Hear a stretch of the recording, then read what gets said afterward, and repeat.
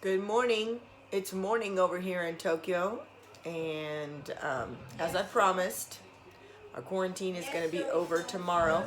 But I did want to give you a tour of the bathrooms in Japan, which are quite different than the bathrooms in America. So there's some cool features I want to share with you. And so, most importantly, the bathrooms in Japan are divided up into three separate rooms. There's a lot of doors in Japan. So, let's go ahead and start with the most important, the throne room. All right, here we have it. This is the Japanese bathroom, or actually, they literally call it toire, or toilet room. It's got a door, and I'm going to start off by talking to you about the door. First of all, let's get the light on. The door is pretty cool. Notice that bathroom doors especially have this little porthole up here at the top, so that you can tell if it's occupied, or at least if the light is on, even when the door is shut. Because in Japan, they don't have central heat. They keep the doors shut, so you can tell if the light's on before you even open the door. And some cool feature this house has, while we're talking about the door, is this little thing on the ground. I thought it was like a trap door knob, but it's actually a magnetic door stop. When it hovers, it pulls the door stop up, and then the door stops. And they're all over the house. So I thought that's pretty cool. Let's go over here to the toilet paper roll. In America, you have those tubes that go across. I haven't seen those here in Japan. I've only seen these little flappy arms, which look how quick that is. Boom. Toilet roll changed. If you forgot how, looks like there's some detailed instructions. And over here we have the toilet. The first thing you will notice about the toilet when you sit down is that there is a heated seat. It looks just like a normal seat. It's actually probably dirty in there. Let's see. Yeah, it's a little dirty. But if you sit down, it's heated. There are two sprayers that come from a hidden secret inside of the toilet. One is a bidet, and the other is called a washlet. And I think the pictures are kind of self-explanatory there. And quite honestly, I don't know what those other buttons are, so I wouldn't push them if I were you. Also, one thing, if you flush the toilet, I've seen these in America, but there's actually two options for flushing. If you flush up, you get a smaller stream, and if you flush down, you get a larger flush, which is pretty cool for saving water. And I am going to waste some water and flush the toilet to show you how the water fills up in the tank like ours does, but it goes through this little space so you can wash your hands. Now, I was surprised to find that many Japanese toilets do not have soap around them. Neither do they have washcloths provided, especially if you go in public places. But I don't know. I know they carry their own washcloths, but I don't think they carry their own soap. I think they just use water, which is kind of weird when you think of Japan being so clean. Also, this place does have a little fan, but a lot of bathrooms have a straight up window when you just need to let all the air come in. Do a quick, changing out of the air. So, I think I covered it all here in this Japanese bathroom. Let's go to the next. The next room is a combination room, and it has a larger sink in it.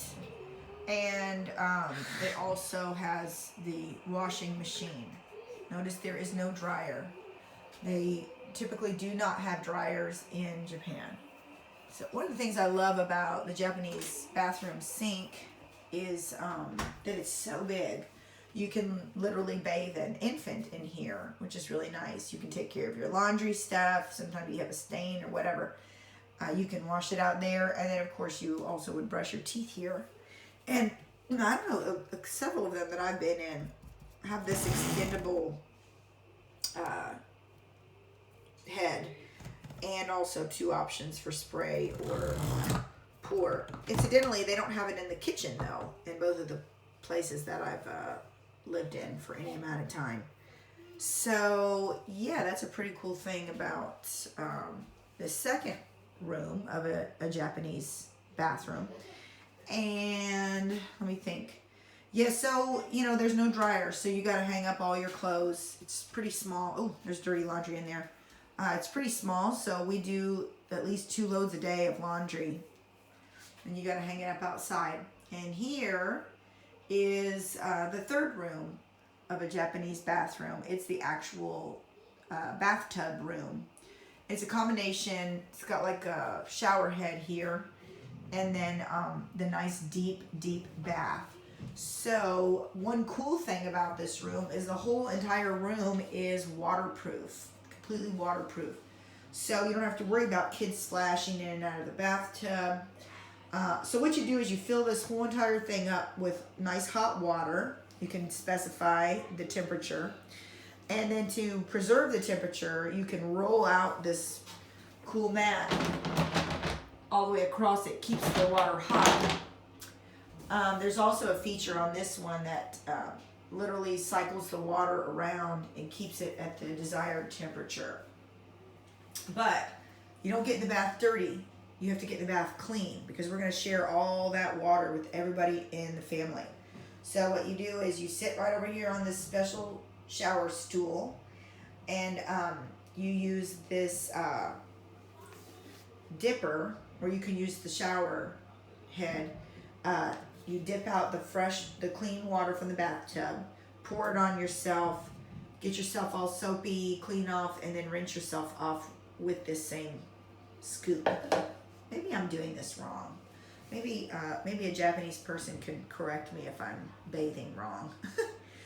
One cool thing that I've noticed too about this little situation right here is there's just a little safety button on here that pops in and out. Let me see if I can.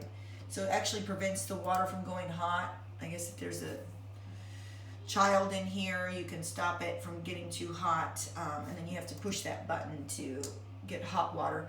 And then over here, the maximum water is set at the control. Over here is pretty cool. If you go down,